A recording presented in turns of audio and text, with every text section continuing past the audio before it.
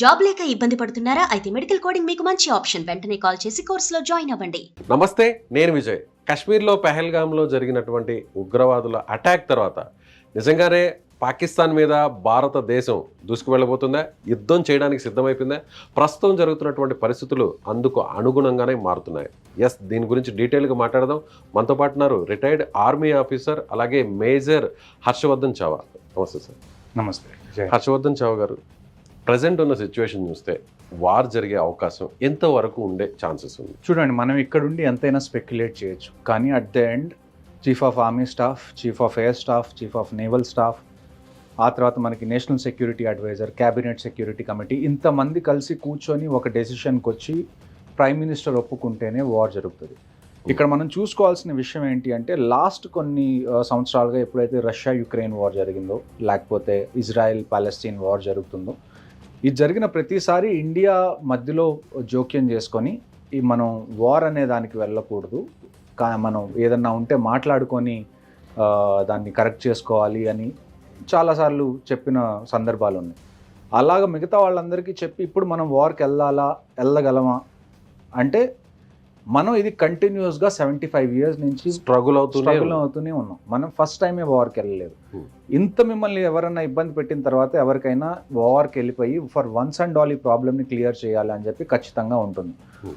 ఒకవేళ వార్ అవుతుందా అవ్వదా అన్నది నేను మీరు ఇక్కడ కూర్చొని డిసైడ్ చేయలేము. కానీ సిచ్యువేషన్స్ ఎలా అనిపిస్తున్నాయి? పాకిస్తాన్ ఎయిర్ స్పేస్ క్లోజ్ చేసింది, మన ఇండియా కూడా సింధు జలాల ఒప్పందాన్ని రద్దు చేసేసింది. చూడండి, అలాగే త్రివిధ దళాలను కూడా అలర్ట్ చేసింది. ఇప్పటికే ఐఎన్ఎస్ కూడా మనకి అరేబియా సముద్రంలోకి ఎంటర్ అయింది.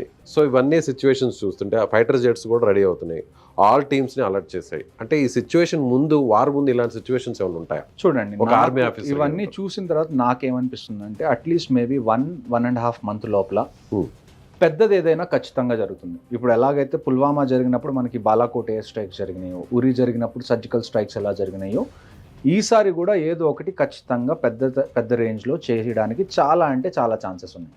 కానీ అది ఫుల్ ఫ్లెడ్జ్డ్ వార్ అవుతుందా? ముందు మనకి డిఫరెన్స్ తెలియాలి. వార్ అంటే ఏంటి, ఆపరేషన్ అంటే ఏంటి. వార్ అంటే ఎలాగుంటుంది అంటే, మనకి ఫర్ ఎగ్జాంపుల్ ఇప్పుడు కాశ్మీర్లో ఎల్సీ ఉంది.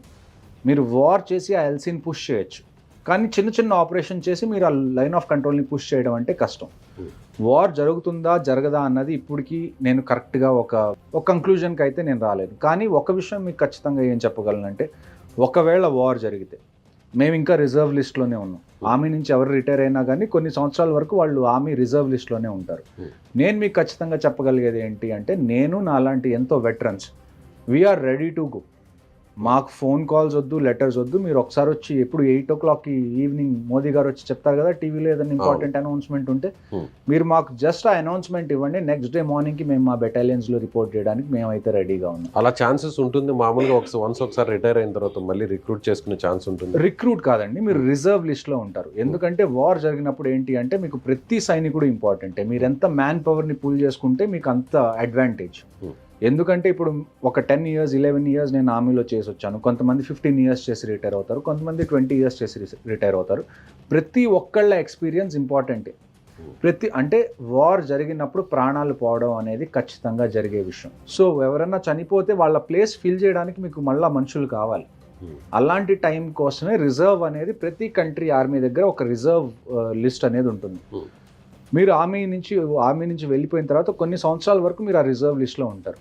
అలా మీకు ఎంత వరకు ఉంటుంది? నాకు ఇంకా 4 years వరకు ఉంది. 4 years వరకు నేను ఇప్పుడు యాజ్ ఆఫ్ నౌ ఇప్పుడు కాల్ వస్తే వెళ్ళడానికి హర్షవర్ధన్ చావా గారు రెడీయా? అది క్వశ్చనే కాదండి, వెళ్తారా వెళ్ళరా అన్న క్వశ్చనే కాదు.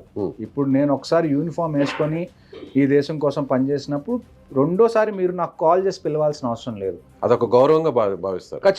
ఖచ్చితంగా మీరు జస్ట్ మాకు చెప్పండి. నేననే కాదు, నాలాగా రిటైర్ అయిన చాలా మంది we are waiting for this opportunity. మేము ఆర్మీలో జాయిన్ అయినందుకు యుద్ధం చేయడం కోసమే కదండి. సో అలాంటి మాకు ఒక ఆపర్చునిటీ వచ్చింది ఈ దేశం కాపాడుకోవడానికి అన్నప్పుడు మేము రెండో థాట్కి అసలు ఎందుకు వెళ్తాం? Will definitely go. నేననే కాదు, నాలాగా ఎవరైతే తెలుగు రాష్ట్రాల్లో ఉన్నా, ఎక్కడ ఏ స్టేట్లో ఉన్నా రిటైర్ అయిన వాళ్ళు, వాళ్ళని రిజర్వ్ లిస్ట్లో ఉండి వాళ్ళని పిలిస్తే వాళ్ళు ఖచ్చితంగా నెక్స్ట్ మూమెంట్ వాళ్ళు రెడీ అయిపోయి ప్రాణాలు పోతాయని తెలుస్తున్నా కూడా ప్రాణాలు పోతున్నాయి కదండి. ఇప్పుడు మా ప్రాణాలను పక్కన పెడితే ఏమీ తెలియని అభాగ్యుల ప్రాణాలు పోయినాయి కదా. దానికి సమాధానం చెప్పాలి కదా. ఆ సమాధానం చెప్పే క్రమంలో మా ప్రాణాలు పోయినా కానీ వీ డోంట్ కేర్. ఇది ఒక అదృష్టంగా భావిస్తారా? ఖచ్చితంగా ఇది మా ఇండియన్ ఆర్మీలో పని చెయ్యడం, ఇండియన్ ఆర్మీలో సెలెక్ట్ అవ్వడం, అది జవాన్గా కానివ్వండి, జేసీఓ కానివ్వండి, లేకపోతే ఆఫీసర్గా కానివ్వండి, ఇది మేము ఎన్నో జన్మల క్రితం చేసుకున్న పూర్వజన్మ సుకృతంగా మేము భావిస్తాం. ఈ దేశం మాకు ఎందుకంటే ఇంత ప్రేమ చూపిస్తుంది, మేమేం చేస్తున్నామని ఇంత ప్రేమ చూపి, జస్ట్ ఒక యూనిఫామ్ వేసుకొని అక్కడ నుంచుంటున్నామని మీకు తెలుసు అంతే. దానికి మీరు మాకు ఇంత ప్రేమ చూపిస్తుంది. దేశం కోసం మాకున్న ప్రేమ అయితే ఏదైతే ఉందో దానికోసం మేము చివరి రక్త బొట్టు వరకు కూడా మేము పోరాడడానికి రెడీగా ఉన్నాం. డెసిషన్ ఏది అన్నది గవర్నమెంట్ తీసుకుంటుంది. మేము we are ready to back whatever the decision the government takes. Harshavardhan గారు, ఇప్పుడున్న సిచ్యువేషన్ చూస్తే ఒకవేళ వార్ జరిగితే మనకున్న ఫోర్సెస్కి మనకున్న పవర్కి పాకిస్తాన్ సరిపోతుందా? చూడండి, ఒక్క విషయం మనం గుర్తుపెట్టుకోవాల్సింది ఏంటి అంటే పాకిస్తాన్, ఇండియా రెండు న్యూక్లియర్ కంట్రీస్. రెండింటి దగ్గర న్యూక్లియర్ కేపబిలిటీస్ ఉన్నాయి.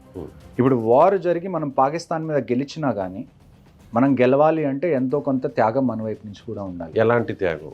ప్రాణం పరంగా కానివ్వండి, ప్రాపర్టీ పరంగా కానివ్వండి, ఎకనామీ పరంగా కానివ్వండి, చాలా విషయాలు దెబ్బతింటాయి. ఎకనామికల్గా లాస్ అయితే జరుగుతుంది, ఓకే, ప్రాణాలు అయితే పోతాయి. ఆ ప్రాణాలు ఆర్మీవే, సోల్జర్స్వే, లేదంటే సివిలియన్స్? చూడండి, అన్నిటికన్నా ఫస్ట్ ఏదన్నా వార్ జరగాలి అని అనిపించింది అనుకోండి, అన్నిటికన్నా ఫస్ట్ ఖాళీ అయ్యేది ఏంటి అంటే ఏవైతే బార్డర్ ఏరియాస్ ఉంటాయో అవన్నీ ఖాళీ అయిపోతాయి, ఎక్కడైతే వార్ జరిగే ఛాన్సెస్ ఉన్నాయో. ఆ తర్వాత ఇప్పుడు మీరు రష్యా కానీ, యుక్రెయిన్ కానీ, ఇజ్రాయెల్ కానీ, పాలెస్టీన్ కానీ ఇవన్నీ మీరు చూసుకుంటే సివిలియన్ క్యాజువాలిటీస్ కూడా అవుతాయి. ఎందుకంటే ఒక జెట్ ప్లేన్ వచ్చి ఒక సిటీలో బాంబ్ వేసింది అనుకోండి, సిటీలో సివిలియన్సే కదా ఉండేది. అవును. మన వాళ్ళు, మన ఎయిర్ ఫోర్స్ కూడా దాన్ని అడ్డుకోవడానికి కంప్లీట్గా అంటే 100% కృషి చేస్తుంది. కానీ ప్రతిసారి మనం సక్సెస్ అవుతాం. ఇప్పుడు ఒక క్రికెట్ మ్యాచ్ ఉందండి, లేకపోతే ఒక వాలీబాల్ మ్యాచ్ ఉంది, ప్రతిసారి ఒకే టీం గెలుస్తుందని మీరు చెప్పగలరా? చెప్పలేరు. కానీ ఒక 10 మ్యాచ్లు ఉంటే అందులో 8 మ్యాచ్లు ఒక టీం గెలవచ్చు, అది strong team. Same India versus Pakistan కూడా అలానే ఉంటుంది. 80% మనం ఏదన్నా సక్సెస్ సాధిస్తే 20% లాస్ అయ్యే ఛాన్స్ కూడా ఉంటుంది. వార్కి ఉండే కాన్సిక్వెన్సెస్ అవి. వార్ ఎక్కడ ఈ ప్రపంచంలో ఎక్కడ వార్ జరిగినా ఇది మాత్రం ఖచ్చితంగా అవుతుంది. Loss of life, loss of property, loss of economy అనేది అవుతుంది. కానీ మనం ఈ టైంలో దేశం కోసం నించకపోతే ఇంకే టైంలో నించుంటాం. వార్ జరిగితే ఎలా స్టార్ట్ అవుతుంది అంటే ఇప్పుడు బార్డర్లో ఉండేటువంటి సోల్జర్స్ మధ్య ఫైరింగ్ జరుగుతుంది, ఆ తర్వాత ఏదైనా మిసైల్స్ లాంటివి ఏదైనా యూజ్ చేస్తారు, ఎలా నడుస్తుంది అసలు మామూలుగా? అంటే ఎవరైనా ఒకటి ఓపెన్ చేస్తే దానికి కౌంటర్గా ఇంకొకటి ఓపెన్ చేస్తారు. అన్నిటికన్నా ఫస్ట్ మొబిలైజేషన్ స్టార్ట్ అవుతుందండి. మొబిలైజేషన్ అంటే ఏంటి అంటే ఇప్పుడు మీకు సికింద్రాబాద్ లో కూడా మనకి ఆర్మీ ఉంది కదా, ఆ తర్వాత మనకి చాలా సిటీస్లో ఆర్మీ కంటోన్మెంట్స్ ఉన్నాయి. ఇక్కడున్న వాళ్ళందరూ ఫ్రంట్ లైన్స్కి వెళ్ళిపోతారు. అది మీకు ఫస్ట్ ఇండికేషన్ వార్ జరిగే ఛాన్సెస్ ఉన్నాయని. ఫ్రంట్ లైన్ అంటే ఇప్పుడు ఇండియా బార్డర్స్ ఏవైతే ఉన్నాయో అక్కడికి వెళ్ళిపోతారు. ఎక్కడైతే కాన్ఫ్లిక్ట్ ఏరియాస్ ఉన్నాయో అక్కడికి, కాశ్మీర్కి కానివ్వండి, పంజాబ్లో కూడా మనకి బార్డర్ ఉంది, రాజస్థాన్లో కూడా ఉంది, గుజరాత్లో కూడా ఉంది. ఎక్కడైతే యుద్ధం జరిగే ఛాన్సెస్ ఉన్నాయో అక్కడికి అన్ని డిప్లాయ్ అవ్వడానికి ఇక్కడి నుంచి బయలుదేరడం స్టార్ట్ అవుతుంది. కానీ బయలుదేరినంత మాత్రాన యుద్ధం జరుగుతుందా అంటే తెలియదు. యాజ్ ఎ ప్రికాషన్, ఓకే, ఒకవేళ యుద్ధం జరగాల్సి వచ్చింది, ఖచ్చితంగా జరగాలి అంటే కనీసం కొన్ని రోజుల ముందు నుంచి ఇక్కడి నుంచి మిగతా ఫోర్సెస్ అన్ని అక్కడికి రీచ్ అవ్వాలి. ఇప్పుడు పాకిస్తాన్లో అదే జరుగుతుంది. ఎప్పుడైతే ఈ ఇన్సిడెంట్ అయిందో పాకిస్తాన్ వాళ్ళకి భయం పట్టుకుంది, మనం ఏమన్నా చేస్తాము పెద్ద రేంజ్లో అని. అందుకని వాళ్ళ మిలిటరీ వెహికల్స్ కానివ్వండి, వాళ్ళ సోల్జర్స్ కానివ్వండి, వాళ్ళందరూ ఫ్రంట్ లైన్స్కి వచ్చి అక్కడ డిప్లాయ్ అవుతున్నారు. ఈవెన్ ఫైటర్ జెట్స్ కూడా అక్కడ తీసుకెళ్తున్నారు. ఇప్పుడు మనకి ఎయిర్ ఫోర్స్, నేవీ ఏదైతే ఉందో వీళ్ళందరూ కూడా వాళ్ళ ప్రిపరేషన్స్ చేసుకోవడం మొదలు పెడతారు. ఎందుకంటే అన్నిటికన్నా వార్లో అతిపెద్ద ఇష్యూ ఏమొస్తుంది అంటే లాజిస్టిక్స్ వస్తుంది. టైం టు టైం మీకు బాంబ్స్ మీ దగ్గర ఉండాలి, టైం టు టైం బుల్లెట్స్ మీ దగ్గర ఉండాలి, టైం టు టైం ఫుడ్ మీ దగ్గర ఉండాలి, టైం టు టైం వెహికల్స్ మీ దగ్గర ఉండాలి. కావాల్సిన ఆ టెరైన్లో, ఆ పాయింట్లో ఏ ఎక్విప్మెంట్ మీకు సూట్ అవుతుందో ఆ ఎక్విప్మెంట్ అనేది మీ దగ్గర ఉండాలి. సో వార్ అనేది చిన్న విషయం కాదు. ఒక చిన్న పెళ్లికి మీరు ఎంత కంగారు పడతారు? అవును, అన్నీ సమకూర్చుకుంటాం ఒక 3-4 నెలల నుంచే. అలాంటిది ఒక వార్ అంటే మీరు ఆలోచించండి ఏ రకంగా తయారీ అవుతుంది. సో దాన్ని బట్టి మీరు అన్నిటికన్నా ఫస్ట్ ఇండికేషన్ వార్ అవ్వడానికి ఛాన్సెస్ ఉన్నాయి. ఖచ్చితంగా అవుతుందని నేను చెప్పట్లేదు. ఛాన్సెస్ ఎప్పుడు ఉంటాయి అంటే అందరూ ఎవరైతే సోల్జర్స్, ట్రూప్స్ అయితే ఎవరైతే ఉంటారో, ఆర్మీ, నేవీ, ఎయిర్ ఫోర్స్, వాళ్ళు ఫ్రంట్ లైన్స్కి ఎప్పుడైతే వెళ్తారో అప్పుడు ఒక ఇండికేషన్ వార్ జరిగే ఛాన్స్ ఉంది, 2 కంట్రీస్ మధ్య టెన్షన్స్ పెరిగినాయి అని చెప్పుకోవడం. అంటే ఇప్పుడు పాకిస్తాన్ సిద్ధంగా ఉందనుకోవచ్చా? పాకిస్తాన్ సిద్ధంగా ఉండాలి అంటే సిద్ధంగా ఉంటే సరిపోదండి. Hmm. వాళ్ళు వార్ని ఎన్ని రోజులు తట్టుకోగలరు అన్న దాని మీద డిపెండ్ అవుతుంది. ఇప్పుడు మన ఎకానమీ కానివ్వండి, మన దగ్గర ఉన్న టెక్నాలజీ కానివ్వండి, మన దగ్గర ఉన్న ఎక్విప్మెంట్ కానివ్వండి, మనం కంటిన్యూస్గా ఫైట్ చేస్తే ఒక 2 సంవత్సరాలు మనం కంటిన్యూస్గా ఫైట్ చేయొచ్చు అని అనుకున్నాం అనుకోండి. పాకిస్తాన్ దగ్గర 2 సంవత్సరాలు ఫైట్ చేసే అంత కేపబిలిటీ ఉందా? ఫైట్ అంటే ఎలాంటి ఫైట్? అంటే ఫైట్ అంటే అన్ని man to man's only firing చేసుకోవడమా, లేదంటే మిసైల్స్ లాంటివి వేయడమా, ఫైటర్ జెట్స్ తో అక్కడ వార్ లో పార్టిసిపేట్ చేయడం? ట్యాంక్స్ వెళ్తాయి, ఎయిర్ క్రాఫ్ట్స్ వెళ్తాయి, మనకి షిప్స్ వెళ్తాయి, ఎయిర్ క్రాఫ్ట్ క్యారియర్స్ వెళ్తాయి, సబ్మరీన్స్ వెళ్తాయి. ఉన్న ప్రతి వనరులు ఏవైతే ఉన్నాయో మనకి ఆ ప్రతి వనరుల్ని మనం వాడుకుంటాం. కానీ ఎప్పుడు ఎలాగ వాడుకుంటాం అన్నది అది ప్లానింగ్ని, స్ట్రాటజీని బట్టి ఉంటుంది. వార్ రూల్స్ ఎలా ఉంటాయి సార్? అంటే డైరెక్ట్గా ఆర్మీ పోస్టులనే టార్గెట్ చేస్తారా, మిలిటరీ ఆపరేషన్ జరిగే వాటినే టార్గెట్ చేస్తారా, లేదంటే సివిలియన్స్ ఉన్న ప్లేసెస్ని కూడా టార్గెట్ చేసే రైట్స్ ఉంటాయి? చూడండి, వార్ రూల్స్ అనేవి రూల్స్ మీరు ఎంతైనా పెట్టండి, ఒకసారి వార్ జరిగినప్పుడు it is bound to be dirty. War అంటేనే మనకి ఏదైనా జరగచ్చు. అలాంటి చోట మీరు రూల్స్ ఫాలో అవుతారా, వాళ్ళు రూల్స్ ఫాలో అవుతారా అని ఆలోచించడం కూడా వేస్ట్ అని నన్ను అడిగితే. అట్ ది ఎండ్ మనకు కావాల్సింది ఏంటి అంటే మనకి విక్టరీ కావాలి. ఇది ఒక క్రికెట్ మ్యాచో లేకపోతే ఒక స్పోర్ట్స్ మ్యాచో కాదు, మీరు ఓడిపోయినా కానీ పర్లేదులే నెక్స్ట్ టైం చూసుకుందాం అని అనుకోవడానికి. నేను చెప్పేది ఏంటంటే if you have to play dirty we will play dirty. మాకేమి ఇబ్బంది లేదు. అట్ ది ఎండ్ మాకు కావాల్సింది ఏంటి అంటే ఈ ప్రాబ్లం మాటికి మన మీదకి రాకుండా ఉండాలంటే ఏం చేయాలో అది చేయడానికి, ఒకవేళ గవర్నమెంట్ వారే ఫైనల్ డెసిషన్ అని అనుకుంటే we will support them and we will go to the front lines. మళ్ళీ ఇలాంటి ఉగ్రవాదం రాకుండా చేయాలంటే ఉగ్రవాద స్థావరాలు ఎక్కడున్నాయో ఆ ప్లేస్ని మన కంట్రోల్లోకి తీసుకుంటే ఎలా ఉంటుంది? జస్ట్ లైక్ పిఓకేలో చాలా బేస్ లాంచ్ ప్యాడ్స్ ఉన్నాయి, చాలా మదర్సాస్ ఉన్నాయి. అక్కడి నుంచి అయితే ఈ టెర్రరిస్ట్ని వాళ్ళు మ్యానుఫ్యాక్చర్ చేస్తారు, వాళ్ళని బ్రెయిన్ వాష్ చేసి. కానీ కలుపు మొక్కకి నీళ్లు పోస్తుంది ఎవరు? Pakistan army, ISI. సో ఇన్ని రోజులు మనం చేసిన ఒక తప్పు ఏంటి అంటే ఆర్మీ హెడ్ క్వార్టర్స్ రావల్పిండిలో చేయాల్సిన ఫైట్ మనం శ్రీనగర్లో చేస్తున్నాం. మీకు అర్థమైందా నేను చెప్పింది? ప్రాబ్లం ఎక్కడుందో అక్కడికి వెళ్ళి మనం ఫైట్ చేయట్లేదు, ప్రాబ్లం ఎక్కడికి వస్తుందో అక్కడికి వచ్చి ఫైట్ చేస్తున్నాం. మన దగ్గరే ఉండి మనం బయట నుంచి వచ్చే వాళ్ళతో ఫైట్ చేస్తున్నాం, మనం మాత్రం ఎక్కడికి బయటికి వెళ్ళి ఫైట్ చేయట్లేదు. ఎన్ని రోజులు అని చెప్పి మీరు ఈ హిస్టరీ ఫ్యాక్ట్స్తో కూర్చుంటారు? India is the only country which never invaded any other country అని. శాంతి కాముకులం, ఒక చెంప చూపిస్తే ఇంకో చెంప చూపించే తత్వం మనది. ఇలాంటివన్నీ అవసరం లేదంటారు ఇప్పుడున్న సిచ్యువేషన్. కుటుంబాలను చూస్తుంటే ఇప్పుడున్న సిచ్యువేషన్ కాదండి, ఎప్పుడు కూడా ఈ కోర్ట్స్ అనేవి మనకి పనికిరావు. వ్యాలిడేట్ చేయండి. ఫర్ ఎగ్జాంపుల్ ఒక కోర్ట్ నేను మీకు చెప్తాను, an eye for an eye makes the whole world blind అంటారు. That's a very stupid argument. An eye for an eye makes the competition equal. అవునా కదా? ఇప్పుడు అంతే కదా, ఇద్దరున్నారు, ఒక వ్యక్తి కన్ను నేను పీకేశాను, నేను రెండోసారి వాడి మీదకి వెళ్ళేటప్పుడు నాకు అడ్వాంటేజ్ ఉంటుందా ఉండదా? ఉంటుంది. అదే వాడు కూడా నా కన్ను పీకేస్తే ఇప్పుడు కాంపిటీషన్ ఈక్వల్ అయింది కదా. వాడు తప్పు చేస్తే తప్పులేదు, మనం కూడా తప్పు చేయొచ్చు. వాడు ఏం చేశాడో అది కూడా మనం చేయొచ్చు, తప్పులేదు. మరి అలాంటప్పుడు ఇది చూడండి, కానీ మన ఇండియన్ బ్లడ్లో మన ఒక పౌరుడిగా, సిటిజన్గా మనం మాట్లాడితే కూడా అవతల వాళ్ళు చంపినంత ఉదాసీనంగా మనం చంపలేము మనుషుల్ని. చూడండి, అది పాకిస్తానీ అయినా వేరే అదర్. ఒక సైకలాజీలో ఒక టర్మ్ ఉంటుంది, నేచర్ వర్సెస్ నర్చర్. నేచర్ అంటే మీరు పుట్టుకతో మీకు ఉన్న నేచర్ ఏంటి, లేకపోతే బేసిక్గా ఏ ఇన్ఫ్లుయెన్స్ లేకుండా మీకున్న నేచర్ ఏంటి. నర్చర్ అంటే మీరు లైఫ్లో పెరిగే కొద్దీ, ఎదిగే కొద్దీ మీరు చూసిన వాతావరణం మీకు ఒక మైండ్ సెట్ చిన్నగా ఏర్పడుతుంది. సో అట్ ది ఎండ్ మీరు గ్రౌండ్ లెవెల్లో చూసుకుంటే it's a fight of mind sets. మీరు ఏదైతే ఇప్పుడు అంటున్నారో ఇండియా వాళ్ళు మనం అంతలా చంపలేము అది ఇది అని అనుకుంటే మీరు యాక్చువల్గా ఆర్మీ ఆపరేషన్స్ చూడలేదు. మన దగ్గర కూడా చాలా మంది ఉన్నారు. మనం ఏంటి అంటే ఒక పబ్లిక్ స్పేస్లో అలాగ పిచ్చిగా మాట్లాడడం మనం చెయ్యం కాబట్టి మనం అలా చేయగలం అని చెప్పి ఎవరికీ తెలియదు. కానీ గ్రౌండ్ మీద చేయాల్సి వస్తే చాలా దారుణంగా చేసే వాళ్ళు చాలామంది ఉన్నారు మనం చెయ్యాలి అని అనుకుంటే. రైట్ సార్, ఇప్పుడు పిఓకేని ఆక్యుపై చేసే కెపాసిటీ మనకు ఉందా? ఒకవేళ ఆక్యుపై చేయాలంటే ఎన్ని రోజులు ఆక్యుపై చేయొచ్చు మన దగ్గర ఉన్నటువంటి బలం చూస్తే? సైనికులు చూడండి, ఆక్యుపై చేయాలి, కేపబిలిటీస్ మన దగ్గర ఉన్నాయి. కేపబిలిటీస్ కన్నా మనకి కావాల్సింది ఏంటి అంటే డెసిషన్, విల్ పవర్. గవర్నమెంట్ ఒకసారి army, navy, air force, coast గార్డ్కి చెప్పింది మీరు కావాల్సింది చెయ్యండి, మాకు పిఓకే కావాలి అని. బంగ్లాదేశ్ మనం వేరు చేయలేదా అండి? బంగ్లాదేశ్ మనమే పాకిస్తాన్ తో ఫైట్ చేసి, బంగ్లాదేశ్ ఒకప్పుడు ఈస్ట్ పాకిస్తాన్, వాళ్ళకి స్వాతంత్రం ఇచ్చింది మనమే. బంగ్లాదేశ్ పిఓకేతో పోల్చుకుంటే ఎంత పెద్దది, చాలా పెద్దది కంపారిటివ్గా. మనం ఒకసారి చేసినప్పుడు ఇంకోసారి చేయలేమా? మనం చేయగలం.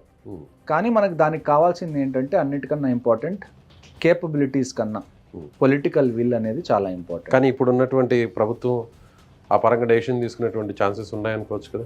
అది ఇక్కడుండి మనం మాట్లాడుకోవడం అంటే నేను ఎంత, ఒకవేళ ఆ ఛాన్స్ వస్తే నిజంగా పబ్లిక్ నుంచి మొత్తం 140 కోట్లలో ఉన్నటువంటి మన జనాభా అంతా కూడా మేజర్గా ఖచ్చితంగా పీఓకేని తీసుకోవాల్సిందే అనేటువంటి ఒక డిమాండ్ రేజ్ అయితే, దాని పరంగా ఒకవేళ గవర్నమెంట్ డెసిషన్ తీసుకుంటే ఎన్ని రోజుల్లో పీఓకేని మన కంట్రోల్లోకి తీసుకునే ఛాన్సెస్ ఉంటాయి? చూడండి, టైం పట్టచ్చు, ఖచ్చితంగా టైం పడుతుంది. ఎందుకంటే ఇప్పుడు మనం రష్యా యుక్రెయిన్ ఒకసారి చూసుకున్నాం అనుకోండి, ఆల్మోస్ట్ 3 years పైన అవుతుంది వార్ స్టార్ట్ అయ్యి. And they have moved nowhere. అంటే పెద్ద అడ్వాన్స్ అయిన ఏం జరగట్లా. అంటే ఒక బార్డర్ ఉంటే కొద్దిగా అటు వెళ్తున్నారు, కొద్దిగా ఇటు వస్తున్నారు, అక్కడక్కడే టచ్ ఆడుతున్నారు తప్ప యుక్రెయిన్ మొత్తాన్ని వాళ్ళు ఇప్పటికీ క్యాప్చర్ చేసుకోగలిగారా? చేసుకోలేదు. సో కొన్నిసార్లు ఏమవుతుందంటే ఇలాంటి military operations can go for a very long time. 1 year పట్టచ్చు, 2 years పట్టచ్చు. అంత టైం పడుతుంది సార్? అంత టైం పడుతుందండి, ఆబ్వియస్గా పడుతుంది. మీ దగ్గర ఉన్న రిసోర్సెస్ అన్ని ఖర్చు అయిపోతూ ఉంటాయి చిన్నగా. మీరు కొత్త రిసోర్సెస్ని తెచ్చుకోవాలి. మీరు అన్నారు బంగ్లాదేశ్ కంటే చిన్న ప్లేస్ పీఓకే అని. మన దేశంలో ఉన్న ఒక రాష్ట్రంతో పోలిస్తే ఎంత వైశాల్యంలో ఉంటుంది పీఓకే? నార్త్ ఈస్ట్లో ఉన్న ఒక చిన్న స్టేట్తో మీరు పోల్చుకోవచ్చు, త్రిపురానో సిక్కిం అలాంటి చిన్న ప్లేస్. మరి అంత చిన్న ప్లేస్ని ఆక్యుపై చేసుకోవడానికి ఇంత టైం పడుతుంది ఇంత స్ట్రాంగ్గా ఉన్న ఇండియాకి? ఎందుకు అంటే రెండు వైపులా మిలిటరీ ఉంది కదండి. మనం ఓవర్గా వెళ్ళిపోవడం కాదు కదా. We also have to fight జరిగినప్పుడు, వార్ జరిగినప్పుడు మన ఎక్విప్మెంట్ పాడైపోతుంది. కొత్త ఎక్విప్మెంట్ మీకు కావాలి, సోల్జర్స్ చనిపోతారు, మళ్ళీ కొత్త సోల్జర్స్ కావాలి, రిక్రూట్మెంట్స్ భయంకరంగా జరుగుతాయి ఆ టైంలో, వాళ్ళని ట్రైన్ చేయాలి. సో ఇది మీరు సినిమాల్లో చూసినట్టు ఇవాళ మనం అనుకున్నాం రేపు మార్నింగ్ ట్యాంక్లు వేసుకొని వెళ్ళిపోయి మొత్తం మంది అవుతుందా అంటే that's not how war happens. అంతెందుకండి, మీరు ఒక చిన్న హైదరాబాద్లోనో పాత బస్తీలోనో ఎక్కడన్నా అల్లర్లు జరిగినాయి, పోలీసులకు ఎన్ని రోజులు పడుతుందండి కంట్రోల్ చేయడానికి? టైం పడుతుందా పట్టదా? పడుతుంది.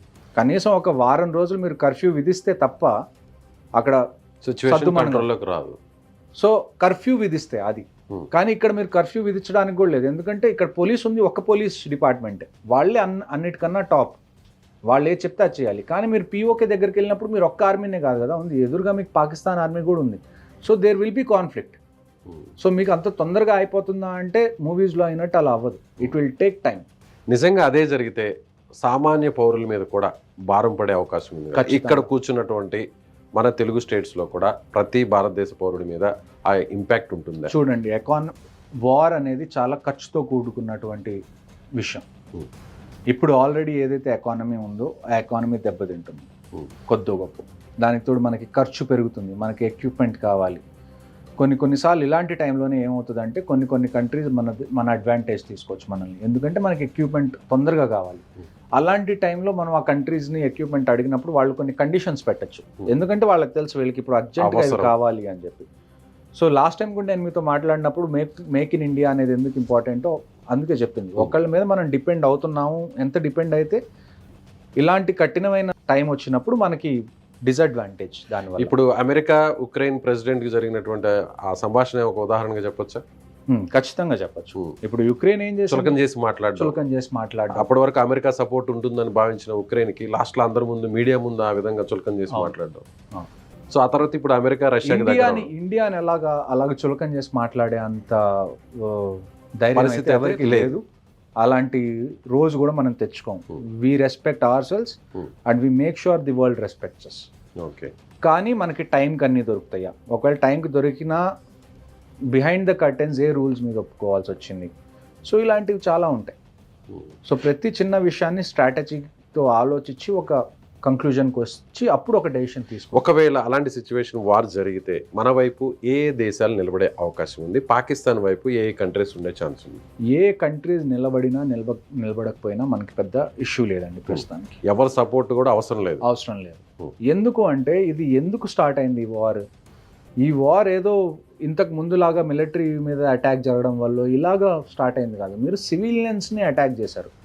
ఈ టైంలో పాకిస్తాన్కి సివిలియన్స్ ఇంత టెర్రరిజం చేసి సివిలియన్స్ని చంపిన తర్వాత ఏదైనా కంట్రీ వాళ్ళకి సపోర్ట్ చేస్తే we will make sure that country is also our enemy. So నాకు తెలిసి ఇంతకుముందు యుఎస్ ఒకప్పుడు పాకిస్తాన్కి బాగా సపోర్ట్ చేశారు, కానీ ఇప్పుడు ఆ సిచ్యువేషన్ లేదు. సో యుఎస్ పాకిస్తాన్కి సపోర్ట్ చేయట్లేదు, రష్యా ఎలానో మనకు సపోర్ట్ చేస్తుంది. మనకున్న ఒక్క ఇంపార్టెంట్ కన్సిడరేషన్ చైనా. కానీ ఇప్పుడు చైనా ఏమవుతుంది అంటే యుఎస్కి చైనాకి మధ్యలో ట్రేడ్ వార్ ట్రేడ్ జరుగుతుంది. వార్ నడుస్తుంది. సో వాళ్ళు దాంట్లో బాగా చిక్కుకున్నారు. ఇంకొకటి ఏంటి అంటే మీరు షీ జిన్పిన్ని చూసారనుకోండి, చైనా ఎవరైతే హెడ్ ఉన్నారో ఆయన ఒక రకంగా చూసుకుంటే డిక్టేటర్షిప్ కదండి చైనాలో. అవును. ఆయన చైనాకి దేవుడు ఒక రకంగా, రాజు దేవుడు అనొచ్చు, దేవుడు. రాజు కన్నా కూడా ఆయనే ప్రధానమంత్రి, ఆయనే మొత్తం. అలాంటి అధ్యక్షుడు. ఆయన ఇప్పుడు మలేషియా వియత్నాం తిరగాల్సి వస్తుంది ఆయనంతటా ఆయన సపోర్ట్ కోసం. అమెరికా మాతో ఇలా చేస్తుంది, మీరు ఇప్పుడు అమెరికాను వదిలేసి మాతో కలవండి అని. ఈవెన్ ఇన్ఫాక్ట్ వాళ్ళు పిఎం మోదీని కూడా మాట్లాడడానికి పిలిచారు ఈ మధ్య కాలంలో. మీరు చైనా రండి, షీ జిన్పిన్ మీరు మాట్లాడుకోండి అని. సో చైనా కూడా ఇప్పుడు మనల్ని ఏమన్నా అనడానికి ఛాన్స్ లేదు. ఎందుకంటే మనకి పడిన దెబ్బ ఆర్మీ మీద పడిన దెబ్బ కాదు, సివిలియన్స్ మీద పడిన దెబ్బ. దాని అర్థం ఏంటంటే they have cross the line. ఇప్పుడు కూడా ఎవరన్నా పాకిస్తాన్కి సపోర్ట్ చేశారా ఇంత జరిగిన తర్వాత కూడా? we will make sure, the Indian government and the Indian army will make sure that the other countries also in our enemies list. ఈ సందర్భంగా ఇంకొక విషయాన్ని కూడా మీ దృష్టికి తీసుకురావాలి సార్. పాక్ ఉప ప్రధాని రీసెంట్గా ఆయన స్టేట్మెంట్ చూస్తే అక్కడ జరిగింది, అటాక్ చేసింది స్వాతంత్ర సమరయోధులు, కాశ్మీరీ స్వాతంత్ర సమరయోధులు అన్నారు. అంటే అంత చులకన వాళ్ళకి. అలాగే ఢిల్లీలో ఉన్నటువంటి ఎంబసీలో కేక్ తీసుకెళ్తున్నారు. అది ఏ ఇష్యూ అయినా కావచ్చు, కావచ్చు. ఇలాంటి ఒక ఇష్యూ జరిగినప్పుడు మీ అందరికి ఇవన్నీ కళ్ళకు కనపడతాయి. ఇంత చులకన మరి కోల్పోతే. ఎందుకంటే మీరు ఒక 4 వారాలు అయిపోయిన తర్వాత మళ్ళీ మీకు ఇండియా పాకిస్తాన్ క్రికెట్ మ్యాచ్ కావాలి కదండి, మర్చిపోతాం. ప్రజలది కంటిన్యూస్గా సపోర్ట్ ఉంటేనే ఏ గవర్నమెంట్ అయినా ఏదైనా చేయగలరు.